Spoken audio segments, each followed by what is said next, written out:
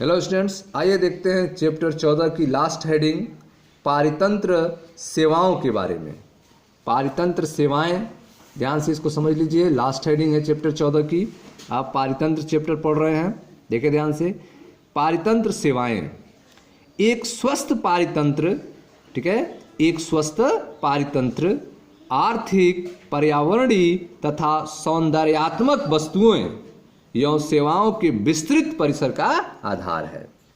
ठीक है, एक स्वस्थ पारितंत्र जो है आर्थिक, पर्यावरणीय और सौंदर्यात्मक वस्तुओं एवं सेवाओं के विस्तृत परिसर का भंडार होता है।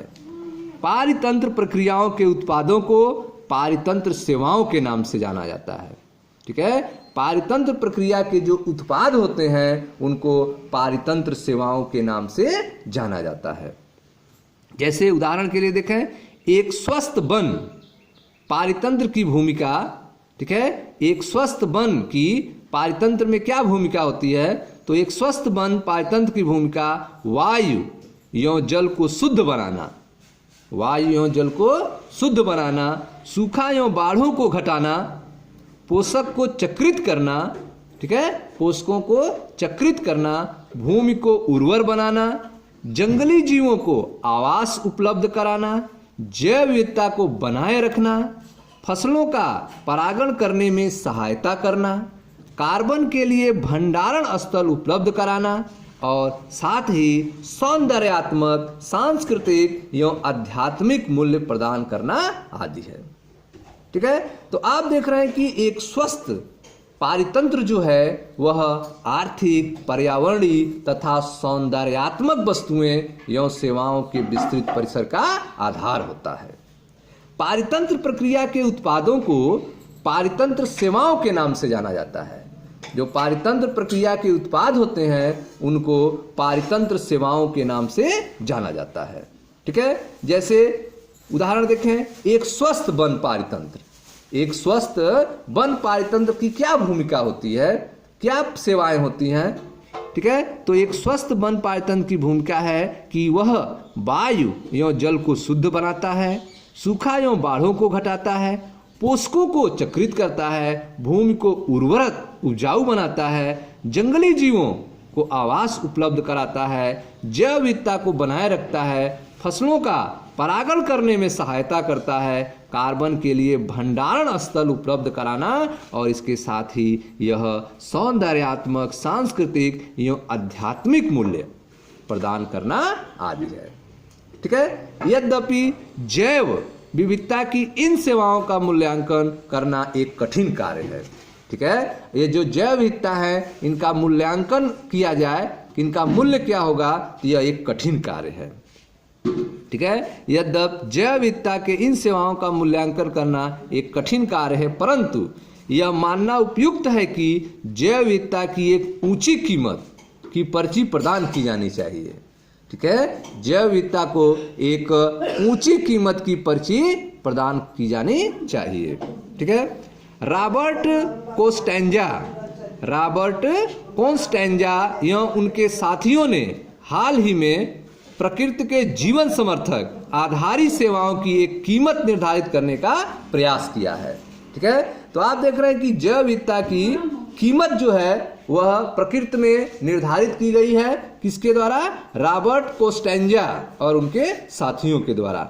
रॉबर्ट कोस्टेंजा और उनके साथियों ने हाल ही में प्रकृति के जीवन समर्थक सेवाओं की एक कीमत निर्धारित करने का प्रयास किया है। शोधकर्ताओं ने इस मूलभूत पारिस्थितिक तंत्र की सेवाओं की एक वर्ष की कीमत, ठीक है, शोधकर्ताओं ने इन मूलभूत पारिस्थितिक तंत्र की सेवाओं की एक वर्ष की कीमत जो है औसतन 33 ट्रिलियन अमेरिकी डॉलर तय की है।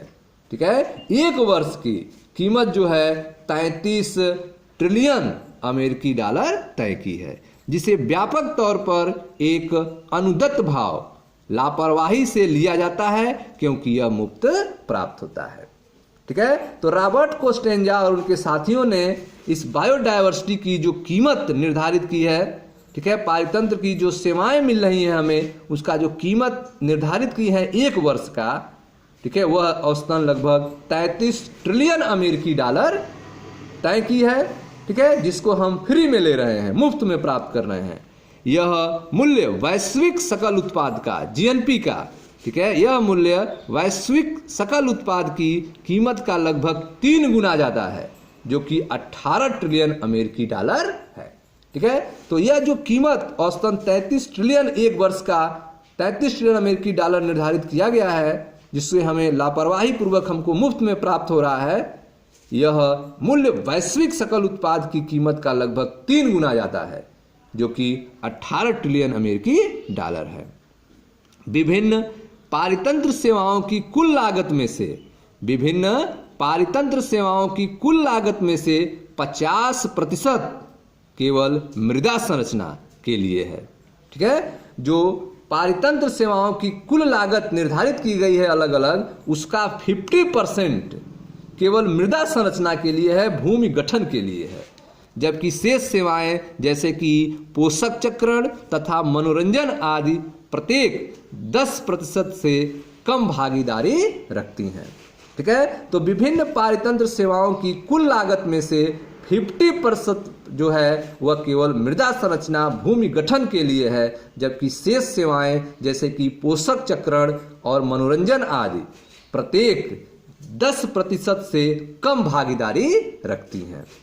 वन्य जीवन के लिए जलवायु नियमन, वन्य जीवन के लिए जलवायु नियमन तथा वास स्थान की लागत लगभग प्रत्येक के लिए 6% है, ठीक है। तो जो वन्य जीवन है उसके लिए जलवायु नियमन और वास स्थान के लागत के लिए लगभग प्रत्येक के लिए केवल 6% का निर्धारण किया गया है, ठीक है। तो इस तरह से आप देख रहे हैं कि जो निर्धारण किया गया है उसमें विभिन्न पारितंत्र सेवाओं की कुल लागत में से 50% जो है केवल मृदा संरचना के लिए लिया गया है, जबकि शेष सेवाएं जैसे कि पोषक चक्रण, मनोरंजन आदि प्रत्येक के लिए 10% से भी कम भागीदारी रखता है। वन्य जीवन के लिए जलवायु नियमन और वास स्थान की लागत लगभग प्रत्येक के लिए 6% ली गई है, ठीक है स्टूडेंट्स। तो यह था आपकी चैप्टर 14 की 8वीं हेडिंग पारितंत्र सेवाओं के बारे में। इस तरह से आपका चैप्टर 14 पारितंत्र समाप्त हुआ। मैं मनीष गुप्ता अपने चैनल में आपका स्वागत करता हूं। आप वीडियो को लाइक करें, शेयर करें, चैनल को सब्सक्राइब करें। धन्यवाद।